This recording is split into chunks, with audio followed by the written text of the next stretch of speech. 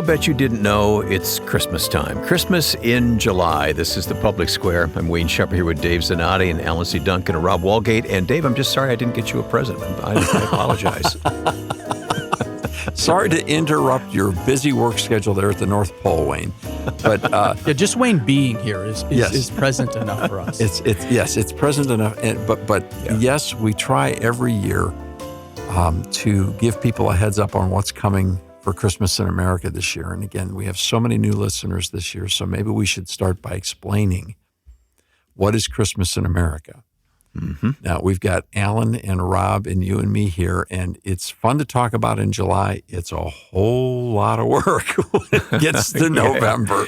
Yeah, there's a lot more to come. There's a lot more to come, but we want people to have a heads up. And we're surrounded at the American Mission Center. On the walls, there are 13 or 14 years of actual photographs and posters. Each year has a theme. Christmas in America is a time capsule broadcast. We go in and pick a year in American history, and we go looking for Christmas that year in the calendar. And we try to create a period piece. And so it's kind of like a period radio piece that's sort of like the old Bob Hope classic programs, and the Andy Williams Show meets Prairie Home Companion, meets Mr. Rogers' Neighborhood, and maybe throw in the Muppets as well. So it's like all of these different live radio variety aspects. And then we take it out and we do it every year in our anchor city, which is Nashville, Tennessee. And once again this year, we'll be in Franklin, and the artists that we have in that network of supporters who believe in Christmas in America will help us put together this amazing show. So it'll be basically crafted in Nashville and brought out to the radio world and then a couple of other cities as well for live events. And I texted one of our dear friends that's been a part of Christmas in America behind the scenes, John Hartley. I texted him last week, and I said, Rachel and I have went to a number of concerts this summer. I said, hey, any of our teammates, any of the band members out touring with folks now? Because I've seen a number, and I just need to know who to look for on stage. And he sent me a list of who's where. Is that right? Yeah. We have they're everywhere. They are. Well, Wayne, and that started with you. That started with you introducing me many, many years ago to Jeff Taylor.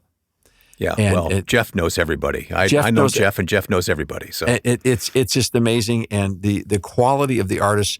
I mean, people like Jeff, they count the Grammy nominations based upon the ones they've lost. All right, they don't even mention the ones that they've won. And the folks that put together the music for this show, they're just such a blessed team, and they believe in what we're doing. Now, it's a pretty small band, but it's not a small sound. No. Because in addition to creating a live broadcast, which we do take on, it's a stage show, folks, and tickets will be available again. And people drive. People drive from all over the country to come to these because there's only a couple of them, and each one is unique. Each year is different. There's no repeats.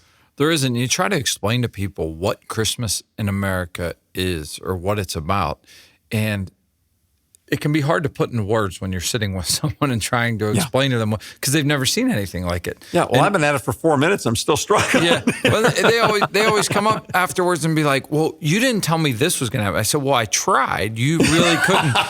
You didn't paint the picture in your mind, and I'm not very good at storytelling, so we didn't meet in the middle anywhere." Yeah, I love to talk to first-timers, and you say, what did you expect and what did you see? I mean, their expectations were just blown away. Well, Wayne, you've been with us for every single episode. It means a lot. It means a lot. You've seen all the changes. I have to tell you that they're all in our phone app, so you can go back and listen to all of them. And they've gotten better. I mean, there's a value in every single one, but if you track the growth, you can see how we were working to shape this idea, and people were buying in at different levels, and it took us a while to kind of catch the right lane on this. Yeah, I was kind of like a deer in the headlights the first couple of years. I didn't know what this was all about. And now I'm much more comfortable with it now, and I love it. I just love being a part of it. Well, for people that are in the business, it comes down to it's like every year we write a 2-hour musical performance. We write the book for the performance, and we create most all of the music is created in Nashville in studio. it's traditional, it's innovative, but we also capture. Well, let's put it to you this way. Let's go this year. We pick a year. This year, the choice is 1928. Oh, okay. So we go looking for Christmas in 1928. So how do you do that? Well, you go back. Thank God for the internet. I mean, I'd live in a library if it wasn't for the internet. I'm real grateful for that. I didn't know we had the internet in 28. Yeah. No, we didn't. But I'll tell you what we did have, and this is interesting. There were 4 technologies at the starting line in 1928 that would have a dramatic impact on our country. Radio. The first was radio. Yep. Because NBC had just completed their blue and red networks. They had 2 networks, and they had just started. The second was talkies, sound films. Oh, yeah. Of 1928. course, yeah. If you go back and think about Singing in the Rain, that classic movie, that movie was cast in 1928 as far as the period of the film, because it was at the end of silent films, and that whole thing broke in the year 1928. And then the other thing was television. Believe it or not, there were operational, functioning television stations in America in 1928. I didn't know that. Several in New York that were actually daily on the air and doing programming. And then the fourth was the phonograph. The Victrola. Victrola, yeah. The Victrola. And so the Victrola was out there. Now think about that. Those were the 4 technologies that were out there. And you would think they were all at the starting gate in 1928. Question is, how did they unfold over the years? Well, that's part of the story of Christmas in America is the technologies. Because here's an interesting little fact that surprises people. 1928, 1928 was 1 year before the Crash. Mm-hmm. December of 1928, 10 months before the crash. So how would you like to have a technology at the starting gate 10 months before the Great Depression? Right? So basically, all of these things crashed, right? They crashed with the market. You know what's interesting? The single greatest product growth development during that period of time, as far as those technologies, was radio. Even in spite of the Great Depression, by 10 years later, almost every American home had more than one radio through the Great Depression. Yeah. There may have been a couple of TV sets in New York, but radio was really the entertainment medium. Radio took off. TV was too complicated and too expensive to survive the Great Depression, but radio connected the country in the Great Depression. In fact, if it wasn't for the Great Depression, radio probably wouldn't have the dominance that it has to this day in communications in North America. So it's, things that we learn in history.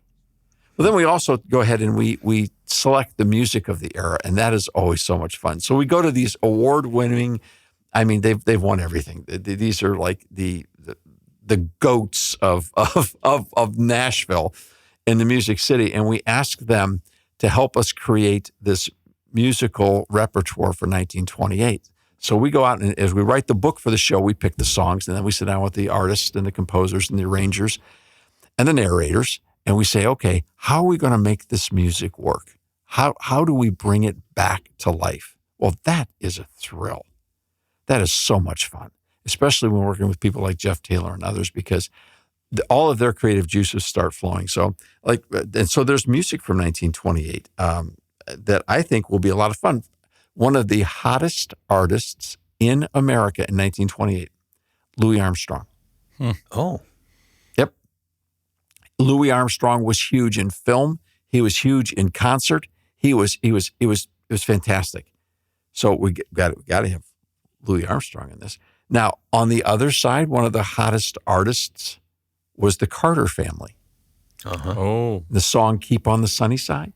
Right. Huge hit in 1928. So think of the diversity in that realm of music alone. And I got to tell you, I'm not saying we're necessarily going to play all this music. We still have a lot of conferencing to do. But there's a song out that everybody thinks they heard and have no idea where it came from. Have you ever heard the term "I scream, you scream, we all scream for ice cream"? I have heard the term. I didn't know it was a song. Yes, indeed. Fred Waring's Orchestra in 1928 with the Fred top Waring and the Pennsylvanians. and the Pennsylvanians. I scream, you scream, we all scream for ice cream. There it is. I only know that because I have some of my grandfather's old 78 records with Fred Waring and the Pennsylvanians. Friends, you heard him disclose that on a nationwide radio broadcast. I guarantee you somehow we will use that against him in the script writing of Christmas in America 1928. All right, I'll be quiet now. Bring those 78s in. Yeah. You got to Why bring don't them in. you still have your Victrola, Wayne? Do you still have it? I don't have a Victrola. I have a 1940. Well, as a matter of fact, I'm in my studio right now, looking out my studio window, and there is a 1926 Montgomery Ward airline radio sitting on my shelf. Wow. Wow. What was it like to listen to that back in 1926? Come on now. Come on. So this is the beginning of the conversation, and this is the elements of it. So why would you want to come to a live show like this? Because there's nothing else like it, and because the people that have come have just been so blessed over the years. It's not easy to get to.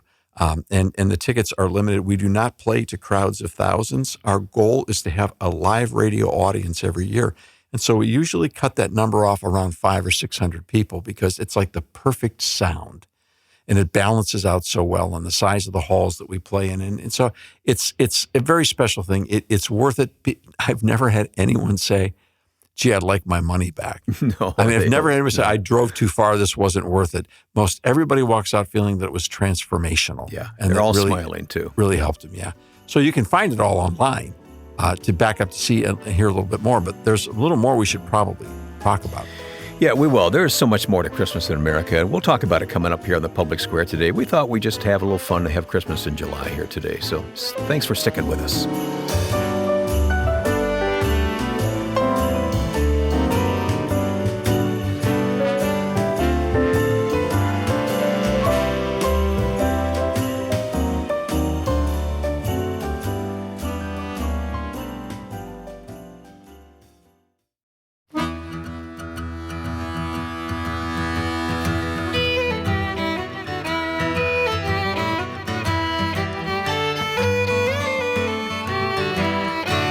Christmas in July on the Public Square. I'm Wayne Shepherd with my colleagues Dave Zanotti and Rob Walgate and Alan C. Duncan are here, and we're talking about what's to come. I know it's early, but, plans are being made, and you need to make some plans as well because, as you said earlier, Dave, people come from all over the country to attend one of the performances either in Nashville or Ohio or perhaps other places as the Lord leads. And I know there are people, Wayne, who do not want to consider Christmas until we get to Thanksgiving. And that's I'm good with that. We're not trying to mess up anybody's We're not putting up listening decorations schedule. today. We're just making plans. No, the thing is, we never took them down, so it's easier that way. My wife's going to love this show. My wife Joanna's going to love this. She's a Christmas in July kind of person. I want to save it. I want it to be special. I want one time a year, but she's perfectly happy to have Christmas in the middle of summer, so she's going to love this. Okay, so there's more to the story. I just should start by telling you there's a few more songs. Anybody ever heard the song "You're the Cream in My Coffee"? No. Oh, come on. 1928. Keep on the Sunny Side. How about Big Rock Candy Mountain? Oh, yeah. There you go. Because of the movie, Old Brother go. Where Art Thou? Yeah. See, so there's all kinds of. Now, if you think about it, 1928, we were 3 years after the Scopes monkey trial. Uh-huh. You can see how you could do a lot of writing. There's an interesting story to all of this. So why do we do Christmas in America? There's a premise that we have here. We start every broadcast year with Christmas, which means we start our broadcast year technically on Thanksgiving weekend because that's when we record the first episode of Christmas in America. It's always recorded before a live audience the Sunday after Thanksgiving. And then we do the following week somewhere else in the country to yet be determined. And then down the road, we think we may end up doing a few more live performances as well in that week. But we record them, then we bring them on air here for the whole nation, for the whole world to hear, and then for the inventory to be built so that you can go on our phone app or you can visit us at thepublicsquare.com and you can find all those shows. So if you're like Joanne and you like to start listening to Christmas programming in July, we've got 14 episodes that you can listen to. That's 28 hours of programming. So it's hard to get bored. And now the other thing is that it's such a wonderful period of instructional opportunity for families. That's what I was going to say. It's become a family tradition for many. as well as historical pieces for younger folks and even older folks to learn about things in the past. I mean, we're looking, I'm looking at posters all around the room of the recording studio of the Public Square, where there's just You're so looking many. at 1783 in the picture of Mount Vernon and the George Washington show we did. Yeah. And That was really meaningful. My favorite, yeah. That might be your favorite. And I'm looking Yeah. at 1981 Christmas in America. I've just been doing a study on John Paul II, and I'm back to Romuald Spazowski and the story of how he came to America and visited with Ronald Reagan. He defected as the ambassador and came to the United States and begged Reagan for help for the Polish people. We did that story. And it's hard not to think about the one we did in the 60s and then with the band playing the Rolling Stones as well for music of the era, correct? Yeah, that was kind of interesting. And some of the music we've combined over the years is extraordinary. So, so it's entertaining and it's historically interesting, but there's a bigger reason why we do the show, why we start each year with Christmas. We're convinced from a worldview point of view that the most important day in the human experience was the day that Jesus Christ was born, the day that God intersected our world and became a man. The hinge of history, as they say. The hinge of history. Yeah, it used to be in culture that was commonly understood the event was so significant that all of our calendars in the West were divided between BC, before Christ, and AD, in the year of our Lord, Anno Domini, in the Latin. Well, the left has captured enough of academia now that they try to change the dating in before the Common Era, BCE, and Common Era. So if you go to college these days, you're liable to see the second dating. But I have to always ask and laugh saying, well, wait a minute, what was so common? I mean, what do you mean before the Common Era and the Common Era? Why did it change right there? What was so uncommon that happened? Or what was out? You can't escape the reality that all of human history changed and the calendars changed in one moment. And that was the moment when the incarnation, the Word of God, was made flesh. Because what that tells us is that we are not alone, that there is a God. He is the creator. He is personal. He is unique. And he came looking for us. That changes everything. Now, I know in a world that is as secularized as ours, that can be pretty confrontational, or it can be very deflective. A person can say, oh, that's happy for you. You've chosen to be a religious person. I'm a spiritual person, but I don't need that narrative, or I don't need that fairy tale. It's not important to me. I'm fine. I'm good. Thank you. I'm fine. And don't need it. Don't need that story. Don't need Christmas. For me, Christmas is just a good time to have a party and give nice things to people that I care for and get gifts myself. That's it. So leave me alone on the Christmas thing. It's just traditional, crank up the jingle bells. And this is the United States of America, and you're free to feel that way. Absolutely free. Yep, you can do it. But that doesn't make it not truth. Yeah, it's that thing of history that we run into, because if Jesus didn't come to earth or his coming didn't matter, why did it split all of reality? Philosophically, historically, politically, sociologically, economically, in the realm of religion, in the realm of education. Who is this guy who came and changed everything? So the day that he was born is the most important day in the history of the human experience. And so we are going to celebrate it. Secondly, we're going to do it together. As a radio program, we could fake it. We could make these shows up in studio and add applause, and maybe some people would think we weren't really there. That would be terrible. We even did Christmas in America in the middle of COVID. We did. We did. We had our toothbrushes packed seriously in the car for fear that we would be arrested, but we did it anyways. We did live shows through COVID because if this is the greatest day of history, this is the moment when everything changed, when God came to earth and began his ministry here, which would end up in the atoning sacrifice of Christ for the forgiveness of our sins, the resurrection from the dead, and our redemption, then isn't it worth getting together to celebrate to tell somebody about, to bring people to, and to celebrate. I mean, if you can't get together to throw a party for that, what is wrong with you? Right? I mean, what's wrong with us? So you have to do it live. You can't, you say, well, it'd be a lot cheaper to do it in studio. Yep, sure would be. We could do the whole thing in studio and save a boatload of money. But that's not, I mean, are you kidding me? How could you better invest money? There's things you do because of the eternal impact. Yeah. And we've seen some of those letters that have come in because of it. Yeah.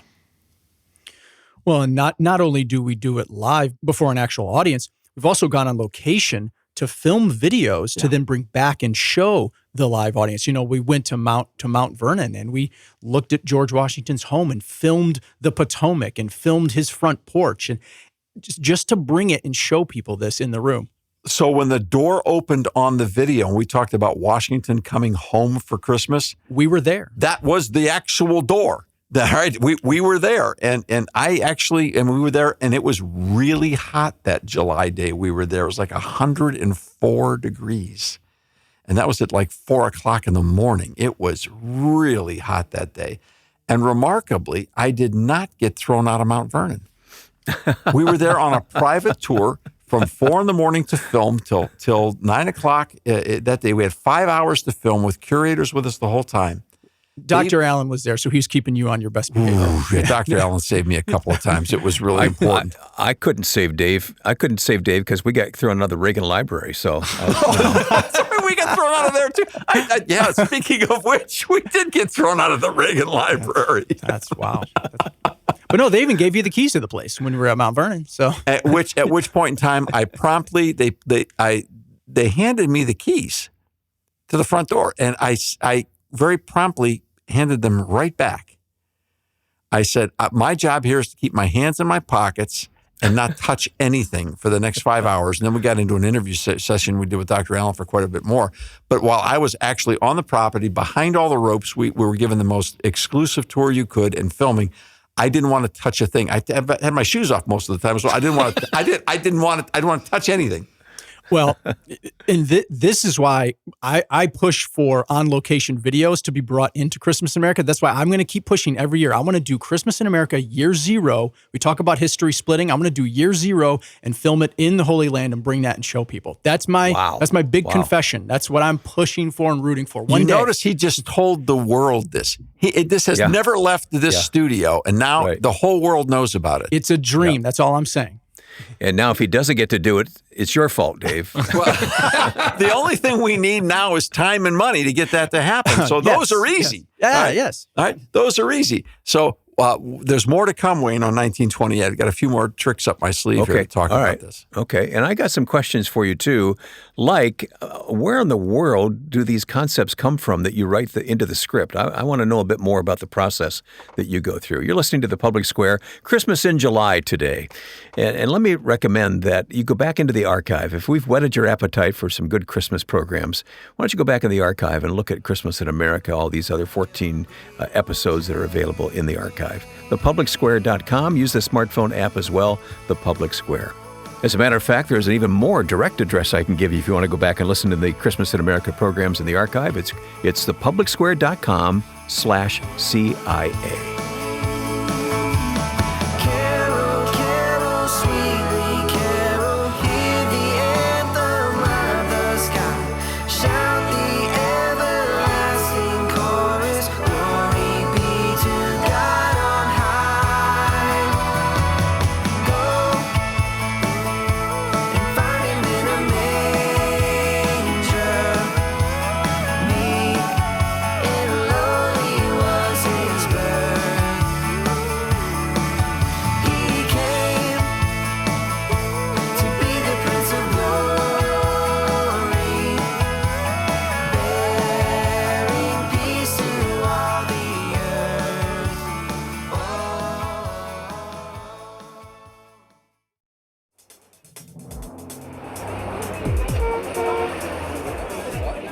Spreading the light of liberty across the land.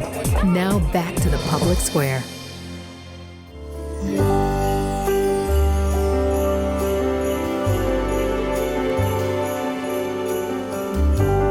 I'm not the producer, but I hope Alan has got some sleigh bells ringing in the background right now as we talk about Christmas in July here. Yeah, I have a feeling I goaded him into doing that just now. What do you think, Dave? Well, he's not the producer, but he has this elfish quality to him that somehow what he calls for appears, whether it's in the show or on the radio or whatever. So we had to have Wayne Shepherd be the host of Christmas, co-host of his Christmas in America. We had to do it together.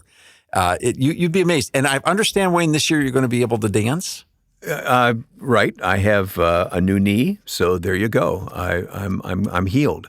You have a surgically repaired knee, so this year you can dance. Right. You have been calling me St. Nick's little brother for how many? I think all 14 years so far. Forever, yes. Right. Yes. Okay. Recently in Korea, we're saying our goodbyes after a wonderful week, and the woman who really was our guide for the whole time stuck her head in the van the very last moment we said our goodbyes and said, "And Mr. Wayne, you remind me of Santa Claus." That was the parting word from her as we left Korea. So now I'm world she's a famous for listener. that. She wrote in and I told her to say that. Mr. Wayne, you remind me of Santa Claus. Oh, yeah. There you go. There you go. So Wayne does appear from the North Pole in live and in person. It's one of the It's a busy time of year. Yeah, for it him. is really hard. Boy, we get him right on the Thanksgiving weekend. So 1928, this year, Christmas in America.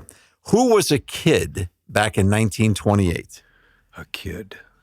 Billy Graham, Okay. Paul Harvey, Alex Haley, Dick Winters, Easy Company, Yeah.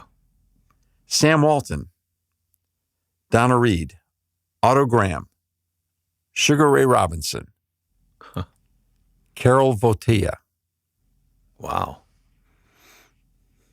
It's quite a list. All kids back in 1928. Yeah. And so this is some of the things that when you start to do a historical study, you begin to look for.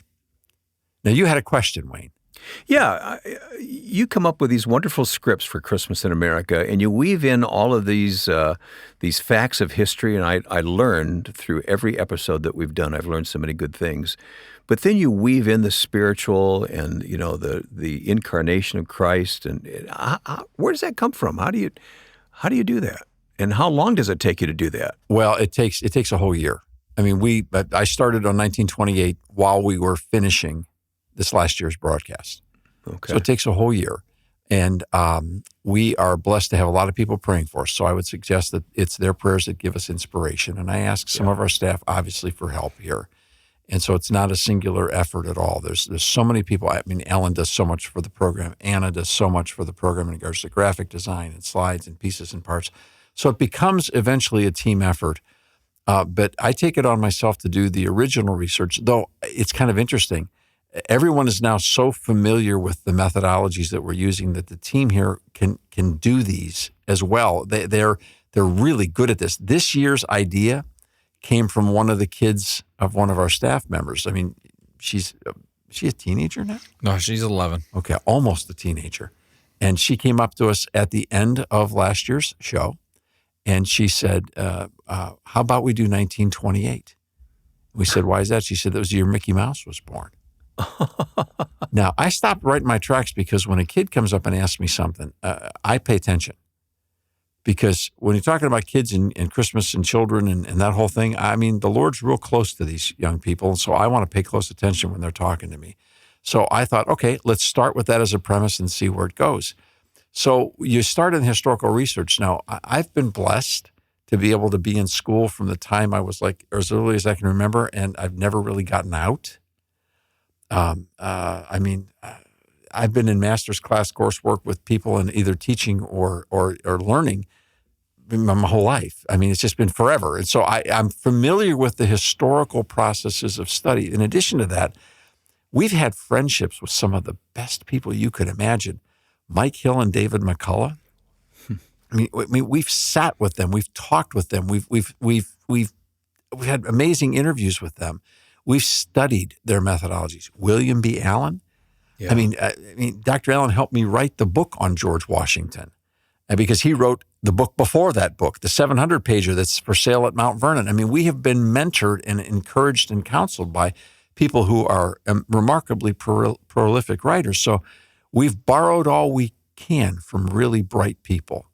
And so, and then we've gotten into this notion that once you get in the groove of trying to figure out how to find what really happened that year, and I've watched David McCullough a lot, the late David McCullough a lot with great appreciation. So you start to get in the groove and then you feel like you're there. And then it just falls together. And the key is we ask the Holy Spirit to show us, where do we find the manger? Where do we find a remarkable, exceptional, clear expression of people searching for the true meaning of Christmas in that year? And every year we found it. Every year. Now, I have to tell you, when I started in 1928, it was looking a little bleak, okay?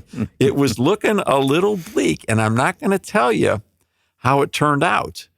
All I can tell you is it did, and it is amazing, and I'm telling you, people are going to walk in not knowing how it all comes together, and they're going to walk out going, wow, I never knew that. You mentioned this earlier. It starts with you. We get that, but it's a collaborative effort as well. I mean, you lean on a lot of very talented people to pull this off. We really do. And I mean, look, I'll admit it out loud. It starts with my co-host. I think the story's only as good as the narrator. So you help a lot. Everybody on this team pitches in. Everybody starts looking out of curiosity to find data and information, but the assembly of the video products, and then, of course, obviously the music with Jeff and the band and all the people that Chad and everyone that's involved and every one of the band members, everybody's got a role to play. I mean, heck, Mr. Duncan himself, Alan C., has actually been on stage the last 2 years performing at Christmas in America. Now, we have a ban on 3-year repetition, so he can't come back on stage this year. But he's Alan's in on the game. And, of course... What? There's no rap from 1928? Alan could write one if need be. But no, there isn't a rap from 1928 that we have found yet. So everyone has a role to play in the processes. Even the kids get involved. And so it's an affair that we're all convinced is the right thing to do, and everyone gets involved in the spirit of it. And the ramifications of it have been very significant. So it's a unique thing we've had the ability to do. We're incredibly grateful for it. And in a way, Wayne, we start with Christmas every year. But because of that, I believe that the Lord has opened our minds and imaginations to new creative ways to do something that's important, that we think is necessary, and that's to reconstruct talk radio. We have been a long fan of radio and a long believer in long format audio, that people are sometimes ideas are better heard than they are seen. We look at the cable news domination of our world, and you really recognize that whether you're looking at the left-wing stations or the right-wing stations, that the reality is that talk radio on television is what you call cable news, because cable news is just talk radio on television. Mm-hmm. That's why most of the people that have done it are talk radio hosts, and they stay on their talk radio programs and then come and do a television gig that evening.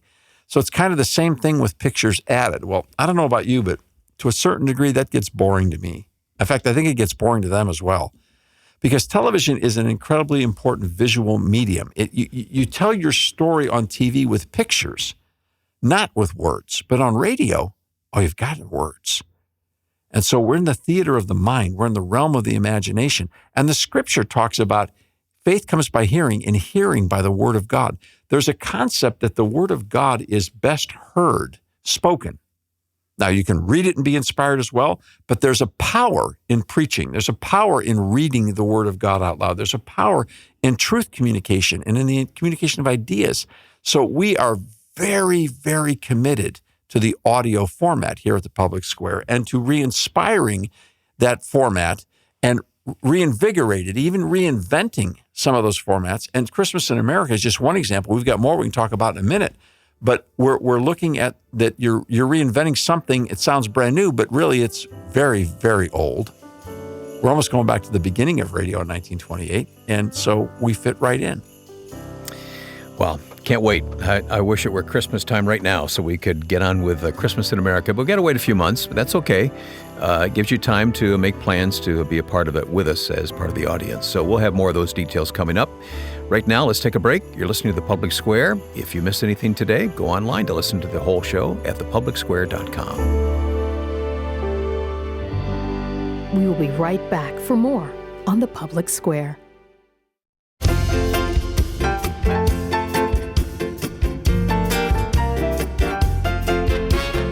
We're talking about Christmas in America here in July on the Public Square today, and it's gotten us all very excited about what's coming up. This year's event will focus on the year 1928. We always choose a year in history, and 28 is what Dave has come up with, and I can't wait to see the script and have you all part of Christmas in America. But Dave, you mentioned our commitment to talk radio, interest in talk radio, and how this is an extension. Let's draw you out a bit more about that. Well, we talk about reconstructing talk radio here in part of it is because the model of talk radio has gotten so partisan, and that's flowed its way into cable news as well.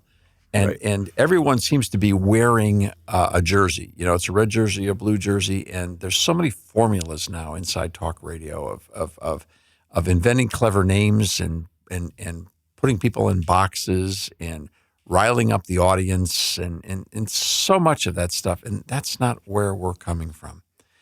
Our mission here is to spread the light of liberty to all people across all the land. And we believe liberty applies to every human being because every human being is made in the image of God.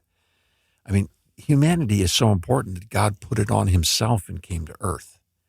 And so people shouldn't be labeled or judged or contained in a box of political partisanship. There's truth to be found here, and it's the truth that sets us free.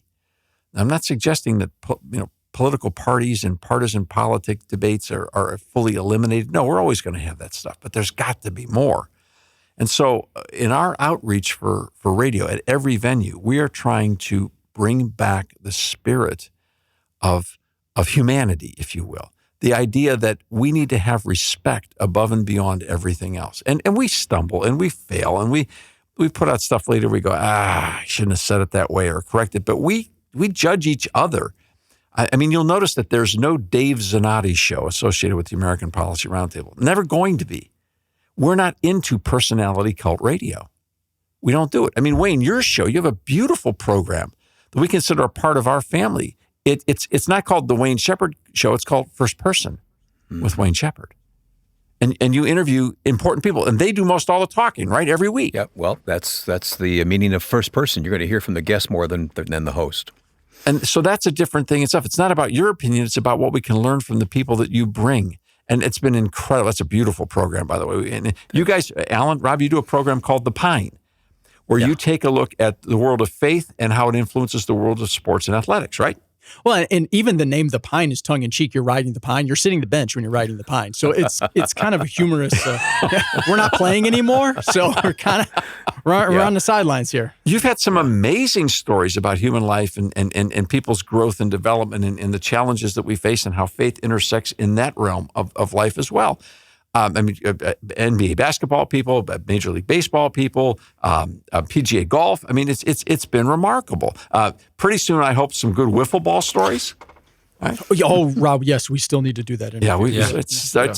I'll talk to his people. Yeah. Okay. So we are about bringing back long format audio communications, and then Wayne, you know that for years. We've had certain banned words around the studio here. One of the words that's banned is the word branding. I know that's a very popular word. That's the B word. Wait a minute, that's been banned. Yes. In this studio and in this organization since I got here over like 20 years ago. Over 20 years. I was way ahead of my time. We're banning words. This sounds like 1984. We're just banning words out here. No, we do. We ban words here. Yes, we do. Inside the American Mission Center, very uncomfortable.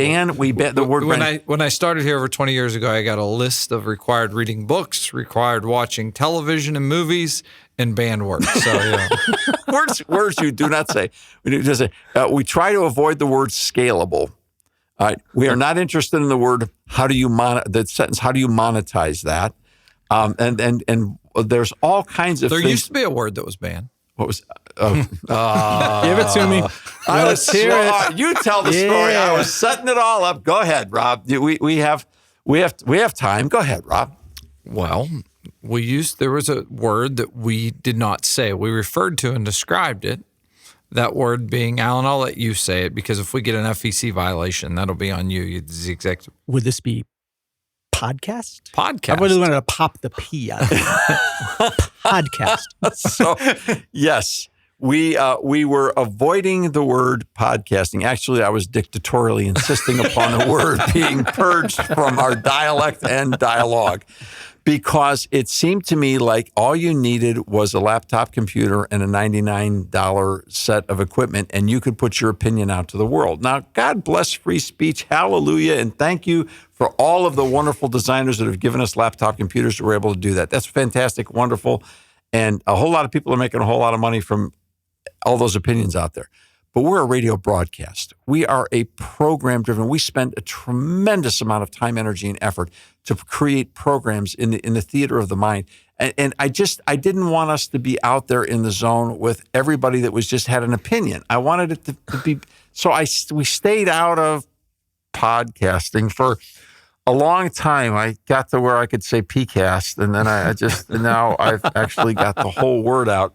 And yes, we actually now have a podcast. We do, don't we? So can we brand and monetize this podcast?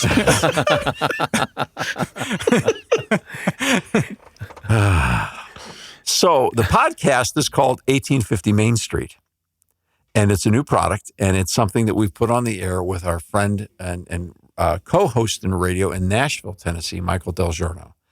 And it's available worldwide, and you can find it anywhere at 1850mainstreet.com. And it's a program whereby Michael and I take some of the special news issues of the day, and we prepare a very unusual approach, and it's kind of fun, and it's gone off very, very well. It's really taken off from the start. And we've done it, Wayne, with almost no advertising at all. It's been all word of mouth. Anybody who's listening right now ought to subscribe.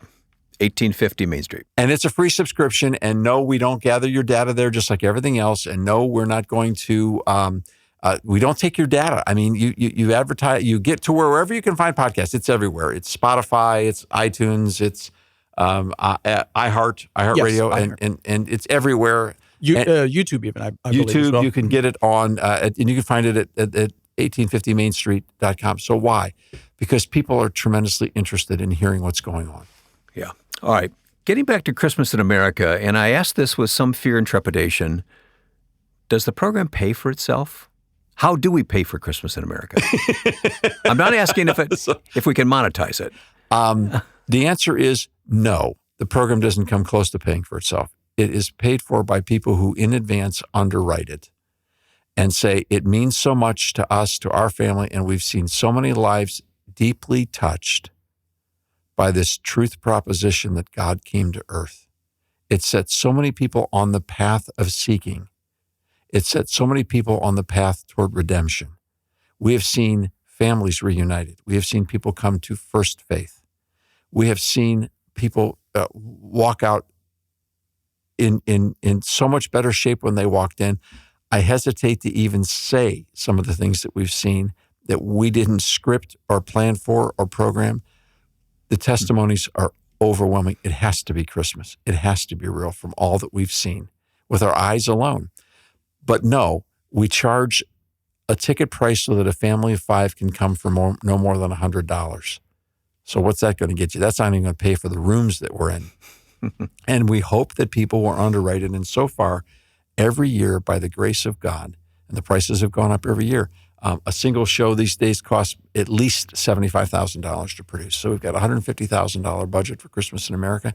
And every year, people with their gifts of $5 and $10 and $20 and whatever, no gifts too small, no gifts too large, those gifts have come through and people have helped us pay for it. And for people that think that sounds like a big number, on one level it is, but on another level, it's a very small number. To produce a show of this quality, you couldn't produce an independent film for that much money and have it be that good. I mean, you could, but it'd be a real tough ask to do that. Yep. Well, and the pros in Nashville will tell you that the show that we've been able to put on, all things considered, is probably 1/4 the cost of what you pay. Amazing. Well, we've talked about Christmas in America. We've got a final segment coming up. Some of you have to leave now. If you do, catch us online at thepublicsquare.com. When we come back, let's talk as many specifics as we know about where and when and how people get involved in this and how they get tickets and all that. I know it's a long ways off, but we can talk about what we know about in just a moment on the Public Square.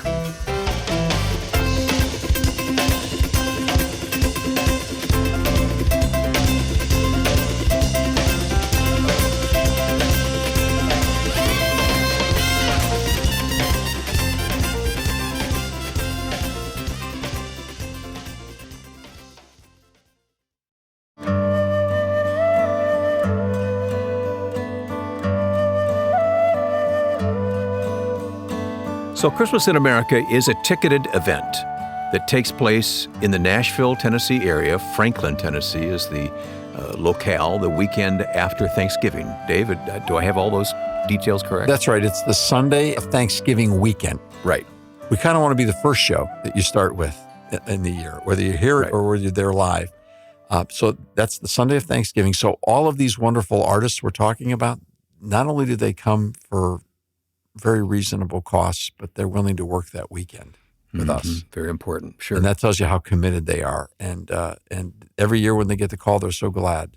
And then the following Saturday in December, so it'll be the first Saturday in December, we will be in Cleveland, Ohio with a show. And then it's to be determined based upon funding which shows will come in between, whether there'll be 2 shows this year, 3 or 4. There are cities that have asked us to come. Some have asked us to come back. I know all of our dear listeners in Peoria, at one of the most amazing, that show sold out so fast. It was amazing. They want us to come back, and we want so much to go back.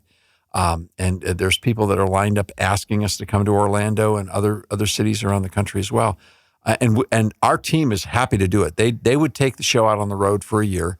For a week. A year? Whoa, hang on. Yeah. If we can pull together the funding, and they won't raise their rates because they're on the bus for a week, and so that's it, Wayne. Right now we've got 2 confirmed: the first Saturday of December in Cleveland, and always the Sunday at the factory in Franklin. And then Rob, getting tickets is just a matter of contacting us, right? You just contact us. We'll give you more specifics as far as time, locations in the coming months, and you'll be able to visit us at aproundtable.org or thepublicsquare.com and secure your tickets. And, a number of people, they bring Sunday school classes, church groups, families. There's many people that like to come in groups and make sure they're together for this event. I got to tell you, now, so stay with us, stay watching, pay attention, if you will, on the phone app, on the website, thepublicsquare.com. Pay attention at aproundtable.org.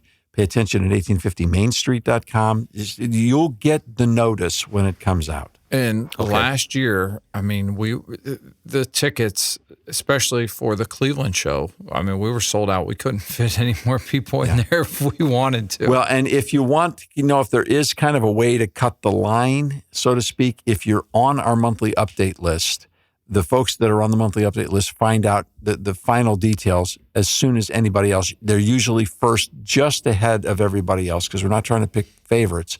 But if you're on the monthly update list, then you can find that at aproundtable.org or thepublicsquare.com. You're going to get the most advanced notice there. So just to know that there are decisions yet to be made. Yeah. For instance, the locations specifically, perhaps, that's something we can ask our listeners to pray about. Sure, and please pray with us and pray for us.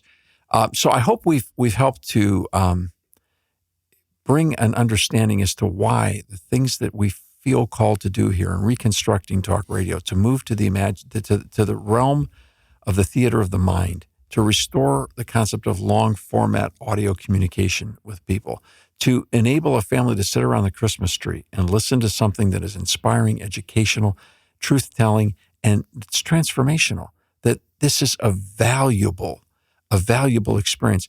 I've been recently caught up in a study of, I mentioned this in staff, of Pope John Paul II, the late Pope, who is now considered a saint in the Catholic Church. And I was reminded in this study of something I had forgotten, and that's that when When Pope John Paul came out of high school, his vision was to be in theater. That was his calling. He was a writer. He wanted to be in theater. And because he believed that the expression of the spoken word in the theatrical vehicle was so powerful in impacting culture. That was, before the Nazis took over Poland, his home. Before then, the Russians threw the Nazis out and took over Poland, his home. He's lived under the totalitarian regimes of both the Russians and the Soviet Union. And in the midst of that, so many of his friends died and were so persecuted. His father died. He went into the priesthood. But it's interesting that he was in the realm of the theatrical expression. Well, we're trying to bring the theatrical expression back into the vehicle of radio, into the theater of the mind. Now, yes, we do live shows as well. Come on. We'll love to see you. But this is something that matters to people. It matters to culture. It's important that we continue to retell the story and to tell the historical reality of the story of the incarnation every year, because we're losing that story. We're losing it being consumed in a modernist secular culture, and we're standing to bring it back. This whole idea began when I was at a church service many years ago, and it was Christmas Eve, and the church was singing modern worship music at Christmas Eve, and that's fine.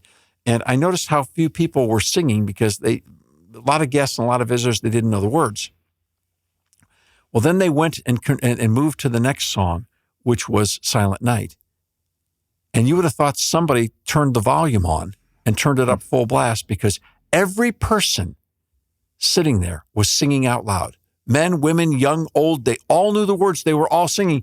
And it was so beautiful. It was so powerful. And the thought came to me, what would happen if we ever forgot the words to Silent Night? What would happen if we raised a generation of children that didn't know the words? And that's when I said, we've got to do something. We've got to do something. And that was the seed by which Christmas in America was planted, and how it's now born. We're doing our best to make sure that we never forget the true story. There isn't anything else like this, is there? Well, we haven't found it yet, No. and if somebody can do it better, we'll step aside. I mean, we're really it's a lot of work, and we'll come to their show and we'll applaud and promote it. I mean, we know that there's people who could do this better, but it just seems like right now it fell to our lot, and so we're trying to do our duty. One of my favorite pictures in my phone is from one of our Christmas in Americas. It's of my son, RJ, when he was probably 4 or 5 years old. And he's with Dr. Glover. And they got their arms around each other. And it was one that we did at Tri-C years ago in Northeast Ohio. Yeah. And so many memories I have come from Christmas in America shows and being there. I have to say, one of my most significant memories, and perhaps embarrassing memories, was the fact that I love talking to people at Christmas in America. And a family came up at one of the shows several years ago and said, they were all there, the whole family. It's like easily 3 generations.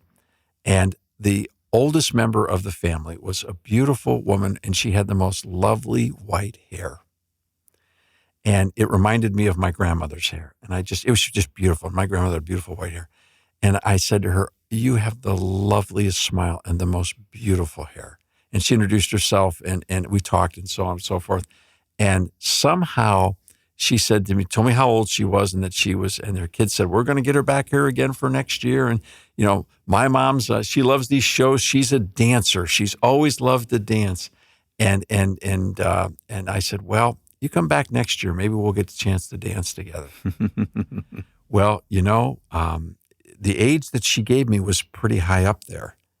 And I thought, anything I can do to inspire this woman with this beautiful hair to keep going in life, I want to encourage her. She came back the next year. And her kids all came up, and there they were, and they said, you owe my mother a dance. And so we did. And it was one of the most priceless, beautiful memories I've ever had, to have the privilege with this lovely human being, this wonderful mom and grandma, to dance with her at Christmas time. It was wonderful. Now, by the way, in case you're wondering, I don't do that again.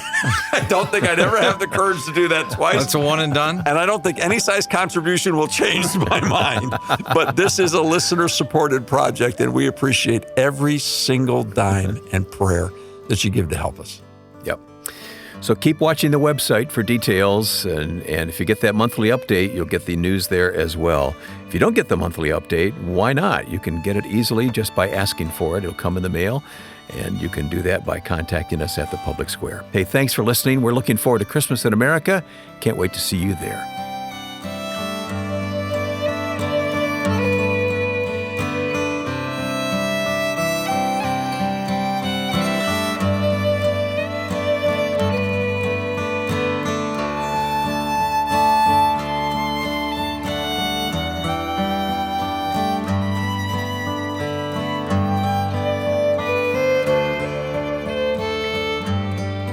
The Public Square is a broadcast service of the American Policy Roundtable.